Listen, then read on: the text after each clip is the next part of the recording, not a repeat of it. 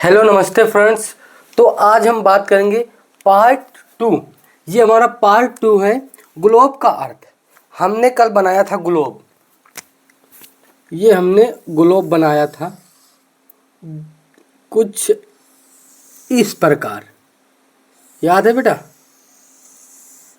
कुछ इस प्रकार हमने जो है ग्लोब बनाया था। ये हमने कल जो है ग्लोब बनाया था। ये क्या हो गया? ग्लोब। मान लीजिए ये जो है ग्लोब है, कल हमने बनाया था। और इस पर दो ध्रुव हमने बात किया था। कौन सा ध्रुव है? उत्तरी ध्रुव और दक्षिणी ध्रुव। ये जो है उत्तरी ध्रुव, ये दक्षिणी ध्रुव। हमने कल इसके बारे में पूरा डिटेल में बात कर लिए थे कि अक्षांश रेखाएं, देशांत रेखाएं, भूमध्य रेखा और विषुवत रेखा, भूमध्य व्रत, ये हमने टोटल डिटेल में कल बात कर लिए थे। अब आप कमेंट में बताइए कि विषुवत रेखा किसे कहते हैं, विषुवत व्रत किसे कहते हैं, मध्य रेखा किसे कहते हैं और मध्य व्रत किसे कहते हैं। हम सब लोग जो हैं वो किस ध्रुव में हैं? पृथ्वी के उत्तरी ध्रुव में है, उत्तरी गोलार्ध में है कि दक्षिणी गोलार्ध में? भारत उत्तरी गोलार्ध में है कि दक्षिणी गोलार्ध में है? ऑस्ट्रेलिया किस गोलार्ध में है? ये आप कमेंट में कमेंट करिए। अगर नहीं पता है तो चलिए हम, क्योंकि कल बताए थे कि हमारा जो पृथ्वी है, जो ग्लोब है, ग्लोब को अगर इस प्रकार कुछ काटे, इस प्रकार, तो ये जो रेखा होती है ये भूमध्य रेखा, और इसी को विषुवत रेखा भी बोलते हैं, इसी को विषुवत व्रत भी बोलते हैं। ये व्रत विषुवत व्रत, ये व्रत, क्योंकि ये व्रत को हम विषुवत व्रत बोलते हैं। इतनी बात हमने कल बताया था। और विषुवत व्रत की एक खासियत है, विषुवत व्रत के चारों ओर बहुत गर्मी होती है। और जैसे हम यहाँ, ये विषुवत व्रत है, यहाँ हम खड़े हैं तो यहाँ बहुत गर्मी होगी, बेअथाह गर्मी होगी। अगर यही हम कुछ धीरे धीरे धीरे धीरे धीरे धीरे करके उत्तरी ध्रुव तक जाएंगे तो उत्तरी ध्रुव में बहुत ज़्यादा ठंड होगी, बहुत ज़्यादा ठंड होगी। अगर हम इधर दक्षिणी ध्रुव में आते हैं, दक्षिणी ध्रुव में, तो जितने दक्षिणी ध्रुव में पहुंचेंगे उतना ही अधिक ठंड होगा। विषुवत रेखा के चारों ओर जो है गर्म होता है, उष्मा होती है। इतनी बात समझ में आ गई? तो अब हम बात करेंगे विषुवत रेखा क्या है, भूमध्य रेखा क्या है, पता हो गई? अब आप बताइए कि अक्षांश रेखा क्या है। अक्षांश रेखा को किस डिग्री पर है, किस शून्य पर है? ये विषुवत रेखा किस डिग्री पर है, किस जो है अंश पे है? तो विषुवत रेखा 0 अंश पे है। विषुवत रेखा 0 अंश पे है, ये 0 अंश हो गया। अब बताइए अक्षांश रेखा क्या क्लियर करता है? जो ग्लोब पर, पृथ्वी पर जो रेखाएं पूरब से पश्चिम की ओर जाती हैं, पूरब से पश्चिम की ओर जाती हैं, और प्रत्येक रेखा के बीच की दूरी 110 किलोमीटर होती है। अगर हम कहीं लिखा देखें 10 डिग्री या 10 अंश, तो आप मान लीजिए 1110 किलोमीटर होगा आपका भूमध्य रेखा से। भूमध्य रेखा से 110 किलोमीटर होगा। तो भूमध्य रेखा समझ में आ गई। अब हम जो है देशांत रेखा समझेंगे। यह क्या दर्शाता है? यह दर्शाता है कि किस क्षेत्र में, किस अंश पे और किस इलाके में भारत है किस इलाके में क्या है, ये सब ये दर्शाता है कितने दूरी पर है। और ये जो व्यक्ति अगर यहाँ से ऊपर जाता है तो ये अक्षांश रेखाएं जो होती हैं व्यक्ति की दूरी का माप करती हैं कि व्यक्ति कितनी दूरी पर ऊपर गया है, कितनी दूरी पर भूमध्य रेखा से गया है।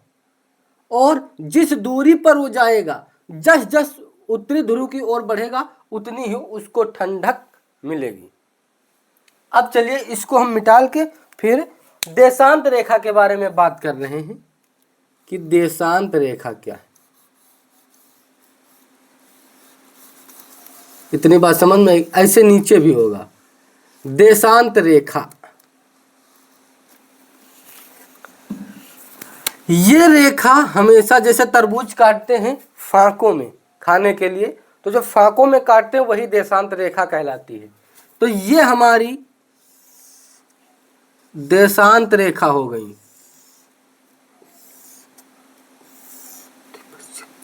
अब अगर बात करें, ये जो हो गया आपका पता चलता कितनी दूरी पे होती हैं, और ये विषुवत रेखा ये बताती है कि आप उत्तरी ध्रुव में है कि दक्षिणी ध्रुव में है, और देशांत रेखा ये बताती है कि आप उत्तर पूर्व में हैं कि दक्षिण पूर्व में हैं कि उत्तर पश्चिम में है कि उत्तर दक्षिण में है। ये मेन है। अगर यहाँ पे कोई क्षेत्र है यहाँ पे है तो ये यही तो बताएगा। ये आप बताइए। तो ये इतनी बात समझ में आ गई, इतनी बात समझ में आ गई। तो बस यही ग्लोब है, यही हमने कल बात किया था। अब इस ग्लोब के बारे में, ग्लोब कई प्रकार का हो सकता, मानचित्र का, किसी भौतिक का, राजनीतिक का, कई प्रकार के हो सकते हैं। तो चलिए अब हम पहले पढ़ते हैं पृथ्वी। ग्लोब का अर्थ क्या होता है। तो यहाँ पे ध्यान दीजिए, ग्लोब पृथ्वी गोला मॉडल है। ग्लोब पृथ्वी का गोल मॉडल है, प्रतिरूप है, छाया प्रति है। क्या है? ग्लोब पृथ्वी का प्रतिरूप, या फिर मान लीजिए पृथ्वी का गोला मॉडल है या गोल मॉडल है। ग्लोब क्या है? पृथ्वी का गोल मॉडल है, पृथ्वी का प्रतिरूप है। अब दूसरा पॉइंट पहले ये लिख लीजिए, ग्लोब क्या है। ग्लोब पृथ्वी का गोल मॉडल है, या पृथ्वी का प्रतिरूप है, या पृथ्वी की छाया प्रति है। ये ग्लोब में क्यों कन्वर्ट किया गया है? जो ग्लोब है, ये ग्लोब जो है पृथ्वी का प्रतिनिधित्व क्यों करता है? जब वैज्ञानिक लोग ऊपर ISS इंटरनेशनल स्पेस स्टेशन अंतरिक्ष गए थे, वहां से देखने में एकदम ग्लोब की भांति पृथ्वी है। यह गोल नहीं है, लगभग गोलाकार है, ये हमने बताया था। तो पृथ्वी का गोल मॉडल या प्रतिरूप है क्या? ग्लोब। ग्लोब आप समझ गए होंगे, ये ग्लोब है, ये स्टूल पे कॉलेज में, ऑफिस में, मेज पे रखा रहता है, और उसमें भारत का नक्शा, ये भौतिक हो सकता है, राजनीतिक हो सकता है, नदी पहाड़ पर्वत का भी हो सकता है। तो यह पृथ्वी का लगभग गोलाकार नक्शा है। अभी हमने बात किया। दूसरा पॉइंट क्या है? ये पृथ्वी का लगभग गोलाकार नक्शा है, एकदम गोलाकार नहीं है, इसीलिए लगभग लगाया गया है, क्योंकि इसके ध्रुव पर चिपटा हुआ होता है। इतनी बात समझ में आ गई। तीसरा पॉइंट लिखिए, जिस पर पृथ्वी के सभी देश, समुद्र, महाद्वीप दर्शाए जाते हैं। ग्लोब क्या है? जिस पर पृथ्वी के सभी देश, महाद्वीप, सागर, पर्वत इत्यादि चीजें दर्शाई जाती हैं, उसे ग्लोब कहते हैं। तो ग्लोब किसे कहते हैं? पृथ्वी का गोल मॉडल है, और जिस चीज पर पर्वत, पहाड़ आदि चीजें दर्शाई जाती हैं उसे ग्लोब कहते हैं। यह लगभग गोलाकार नहीं है, लगभग गोलाकार है। लगभग इसलिए लगाया गया है, उसके ध्रुव पर हल्का चिपटा होता है। इसके मध्य में पृथ्वी के वास्तविक आकार का अध्ययन किया जाता है। माध्यम में जो ये माध्यम है, ग्लोब का जो माध्यम है, तो ग्लोब के माध्यम से पृथ्वी की आकृति का वास्तविक वर्णन या अध्ययन किया जाता है। क्योंकि ये ग्लोब की बात इसीलिए बनाए हैं जब लोग देखे हैं, क्योंकि आम लोग नहीं जा सकते हैं, सिर्फ बता सकते हैं पृथ्वी कैसी है। तो जब वो लोग ऊपर से देखे हैं कि पृथ्वी ऐसे दिखाई देती है, तो इसके माध्यम में या इसके माध्यम में ग्लोब के माध्यम से पृथ्वी का वास्तविक आकार का अध्ययन किया जाता है।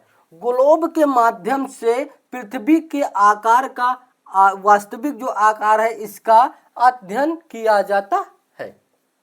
तो अब हम बात करेंगे ग्लोब का मुख्य उपयोग। क्योंकि कोई भी चीज हो, कोई भी वस्तु हो, तो उसका जो है मुख्य उपयोग भी होता है। अन्य उपयोग कई सारे हो सकते हैं, लोग देख सकते हैं, लोग कहते हैं ये क्या चीज है, कैसे क्या है, मगर इसका कुछ मुख्य विशेष उपयोग है। इसके फीचर क्या है, विशेषताएं क्या हैं, ये सब बात करेंगे। तो चलिए आप देखिए, पृथ्वी का आकार और झुकाव समझने के लिए ग्लोब का काम क्या है? पृथ्वी का आकार और झुकाव समझने के लिए ग्लोब का प्रयोग किया जाता है। दूसरा पॉइंट क्या है? देश, महासागरों और महाद्वीपों की स्थिति जानने के लिए, देश और महाद्वीप, महासागरों की स्थिति देखने के लिए, समझने के लिए, जानने के लिए ग्लोब का इस्तेमाल किया जाता है। इतनी बात समझ में आएगी। तीसरा क्या है? दिन रात कैसे होता है, यह कैसे दिखता है। सबसे अच्छा पॉइंट है कि दिन रात कैसे होता है। लोग कहते हैं सब भगवान की महिमा है जो दिन और रात होती है। यहाँ पृथ्वी की भी महिमा है, ग्लोब का भी महिमा है कि दिन और रात कैसे होता है। अक्षांश और देशांत रेखाएं देखने में ग्लोब का प्रयोग अक्षांश रेखा और देशांत रेखा को देखने समझने के लिए बहुत बेहतर तरीके से किया गया है। अब हम बात करेंगे ग्लोब के प्रकार, काइंड ऑफ ग्लोब। ग्लोब के प्रकार, कितने प्रकार होते हैं, इसके बारे में डिटेल बात करेंगे। चलिए हम बात करते हैं ग्लोब के प्रकार। नंबर 1, फर्स्ट प्रकार क्या है? काइंड ऑफ ग्लोब, राजनीतिक ग्लोब। राजनीतिक का मतलब पॉलिटिकल ग्लोब, पॉलिटिकल ग्लोब, राजनीतिक ग्लोब। देश की सीमाएं और राजधानी या राजधानियां दिखाता है। जो हमारा एक ग्लोब है पॉलिटिकल, ये देश की सीमाएं, कौन सीमा कहां से है, और राजधानियां दिखाता है। इतनी बात समझ में आ गई। ग्लोब के प्रकार, काइंड ऑफ ग्लोब, ग्लोब के प्रकार, देश की सीमाएं और राजधानियां दिखाता है ग्लोब। दूसरा क्या है? भौतिक ग्लोब, फिजिकल ग्लोब। यहां पे बात अभी क्या किए थे? Political globe. अब हम बात क्या कर रहे हैं? फिजिकल ग्लोब, भौतिक ग्लोब। यहां पे भौतिक नदी, नहर, झील, पर्वत, शिखर, ये सब देखने के लिए ग्लोब का प्रयोग किया जाता है, ग्लोब पर दर्शाया जाता है। भौतिक रूप को दर्शाने के लिए ग्लोब का प्रयोग किया जाता है।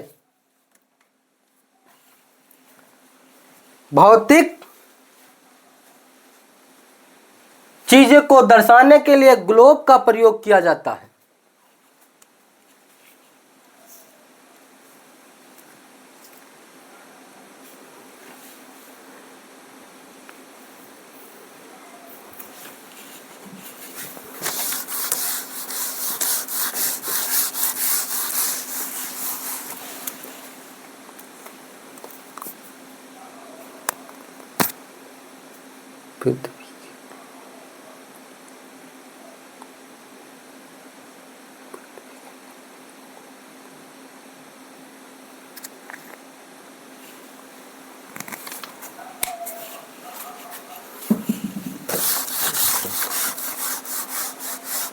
ये पृथ्वी के ग्लोब का प्रतिनिधित्व का मतलब क्या होता है? हमने कई बार बोला है कि जो है पृथ्वी का प्रतिनिधित्व ग्लोब करता है। इसका मतलब क्या होता है? प्रतिनिधित्व का मतलब क्या होता है कि पृथ्वी, प्रतिनिधित्व से आप समझे प्रति, प्रतिनिधित्व, यानी पृथ्वी का जो रूप है वो एकदम ग्लोब लिया है। जो पृथ्वी पे चीजें दिखाई देती हैं, जिस प्रकार की पृथ्वी है उसी प्रकार का ग्लोब है आपका। इसीलिए कहते हैं कि पृथ्वी का प्रतिनिधित्व ग्लोब करता है, क्योंकि जैसे पृथ्वी है उसी प्रकार ग्लोब है। तो चलिए, पृथ्वी के ग्लोब का प्रतिनिधित्व का मतलब होता है, ग्लोब पृथ्वी का लघु रूप है। ग्लोब जो है ये हमने बनाया था, ये ग्लोब जो है ये पृथ्वी का लघु रूप है, छोटा गोला है। पृथ्वी बहुत बड़ी विशाल होती है, इसका एक छोटा गोला है। बहुत बड़ी विशाल, तो इसका छोटा गोला क्या है? ग्लोब। इतनी बात समझ में आई? ग्लोब इसका छोटा गोला है, जो पृथ्वी को वास्तव में वैसा दिखाता है जैसे पृथ्वी अंतरिक्ष से देखने में लगती है। यह ग्लोब पृथ्वी को वैसा दिखाता है जैसे पृथ्वी जो है अंतरिक्ष से देखने में लगती है। उसी प्रकार ग्लोब जो है पृथ्वी को दर्शाता है, गोलाकार, लगभग गोलाकार। इतनी बात समझ में आ गई? अब इसके आगे हम बात करेंगे पृथ्वी के ग्लोब का प्रतिनिधित्व किस प्रकार है। यहां हमने पृथ्वी के ग्लोब का प्रतिनिधित्व का मतलब, अब हम बात करेंगे पृथ्वी के ग्लोब का प्रतिनिधित्व किस प्रकार है। पृथ्वी के ग्लोब का प्रतिनिधित्व